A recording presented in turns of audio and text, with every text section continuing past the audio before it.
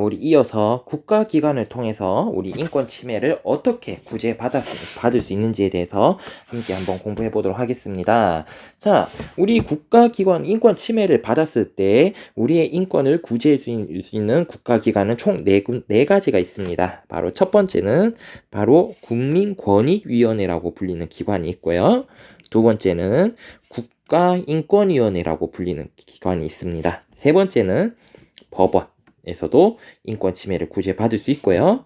네 번째는 헌법재판소입니다. 자, 그렇다면 우리가 이렇게 인권 침해를 국가기관을 통해서 구제받을 수 있는 것은 우리 헌법에 보장된 5대 기본권 중에서 청구권이 있기 때문에 우리 만약에 인권 침해를 당했을 때 그 피해를 국가기관을 통해서 구제를 받을 수가 있습니다. 자, 그렇다면 기관 하나하나 한번 살펴보도록 할게요.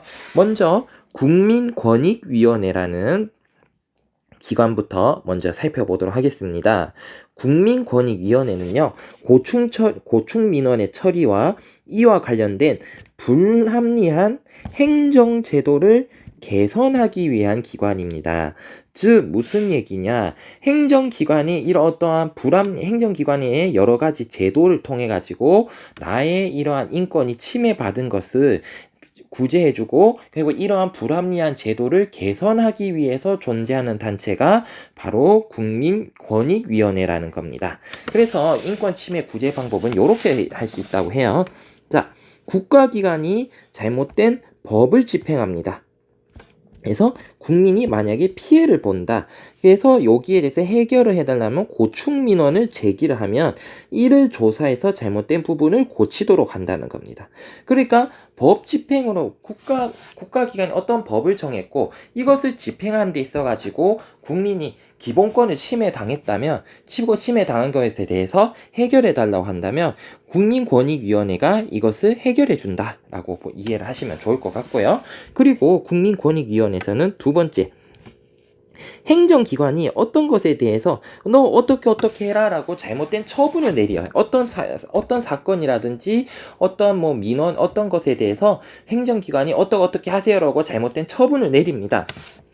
이런 이에서 국민의 권리가 만약에 침해당했다고 국민이 국민권익위원회의 중앙행정심판위원회 행정심판이란 걸 제기할 수 있습니다. 자, 그래서 행정심판이란 거 옆에 선생님이 이야기를 해놨어요. 행정기관의 잘못된 처분 등으로 권리나 이익을 침해받은 국민이 행정기관에 제기하는 관리구제 절차라고 되어 있는데, 말 그대로 쉽게 얘기하면 정부가 어떤 일을 해가지고 내가 피해를 입었다. 그러니까 국가가 이것에 대해서 나의 피해를 구제해주세요라고, 나의 피해를 보상해주세요라고 할 수 있는 요청을 할 수가 있는데, 그것을 행정심판이라고 부릅니다. 그래서 이러한 어떠한 행정기관의 잘못된 처분으로 인해가지고 피해를 받았을 때 행정심판을 제기를 한다면, 그래서 이를 조사해서 잘못된 처분을 바로 잡아준다라는 겁니다. 그러니까 행정기관 너 국민의 기본권을 침해했네, 이 피해받는 국민들에게 보상을 해줘라, 이렇게 명령을 내릴 수가 있다라는 거, 이것이 국민권익위원회고요.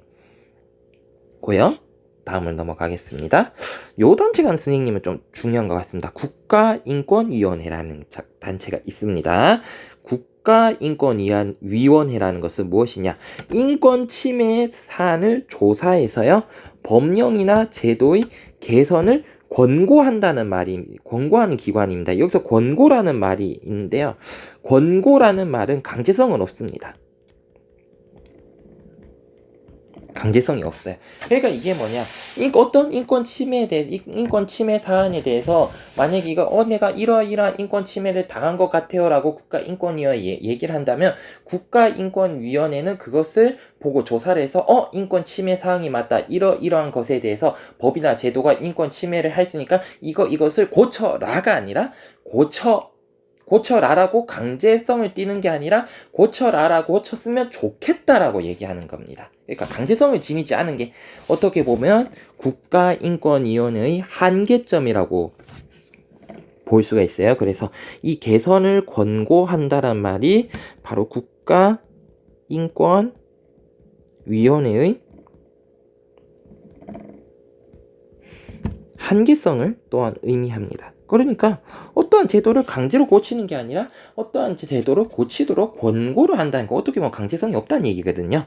그래서 근데 어쨌든 우리가 인권 침해를 받았으면 여기에 대해서 우리가 요런 것들이 잘못됐으니까 고쳐라라고 할 수 있는 기관이 존재한다라는 겁니다. 그것이 뭐냐면 바로 국가인권위원회라는 게 있습니다. 그래서 국가인권위원회만 인권 침해에 대해서 진정이란 걸 냅니다. 진정이란 말은 국가기관에 자신의 사정을 말하고 어떤 조치를 취해 줄 것을 희망하는 겁니다. 그러니까 국가기관에 어떤 것을 해달라라고 요청을 할 수가 있는데, 우리 이것을 어떤 단어로 표현을 하냐면 바로 진정이라는 말로 표현을 한다는 겁니다. 그래서 국가인권위원회에 진정을 내면 조사를 통해서 필요한 사항을 권고를 해서 권고입니다. 그래서 침해된 인권을 구제해 준다라는 거. 그러니까 어떠한 것에 대해서 어떠한 것들이 국민의 인권을 침해하고 있으니까 이것의 제도의 개선을 권고하는 기관이 바로 국가인권위원회라는 거 여러분들 알아두셨으면 좋겠습니다. 세 번째 가겠습니다. 법원입니다. 법원은요, 우리 자세한 거는 이제 2단원의 법원하고 우리 다음에 헌법재판소가 있는데, 요건 2단원에서 이 기관들의 특징에 조금 더 자세하게 살펴보도록 할게요. 그래서 법원은 바로 분쟁이라든지 범죄가 발생했을 때 사회 질서의 유지와 국민의 권리 보호를 위해서 재판을 하는 기관입니다. 그래서 구체적으로 어떻게 하는지는 우리 2단원 가서 조금 살펴보도록 하겠고요. 그래서 법원은 인권을 침해당한 사람은 법원에 소장이라는 걸 제출해서 재판으로 침해된 권리를 구제받을 수 있다.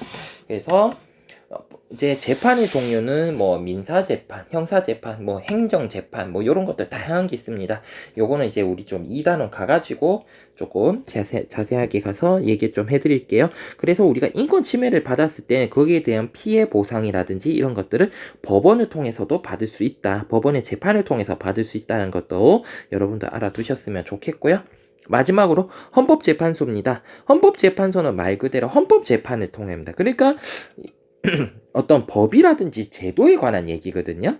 제도가 이게 법이라든지 제도가 이게 우리의 헌법에 제시된 기본권을 제한하고 있는 것 같아, 침해하고 있는 것 같아라고 했을 때 이것이 진짜 헌법 정신에 맞는지 아닌지를 판단해 주세요라고 할 수 있습니다. 이것을 누가 담당하냐면 바로 헌법재판소에서 담당합니다. 그래서 헌법재판소는 국민의 기본권 보장과 질서 유지를 위해 재판을 한다는 거예요. 그래서 기본권 보장이라는 게 중요하고요.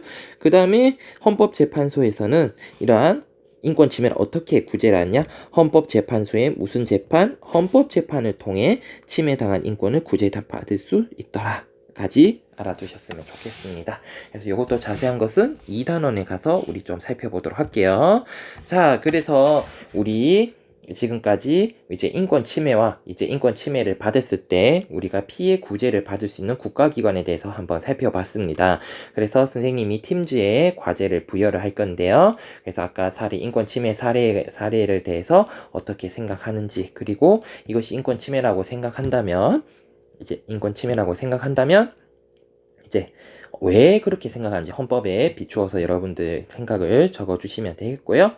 그리고 이제 간단하게 문제 퀴즈도 있을 겁니다. 문제 퀴즈도 부여를 할 거예요. 문제 퀴즈 부여하면 여러분들 보시고 수업 전에 반드시 이제 제출을 해주시기 바랍니다. 이것들이 직접적으로 수행평가는 들어가지 않지만 이런 것들이 누적이 되어서 선생님이 생활기록부 세특에다가 이런 것들을 이제 반영을 할 거니까 여러분들 앞으로 빠지지 말고 꼭 해주셨으면 좋겠습니다. 선생님 하나하나 다 기록해 놓을 거예요.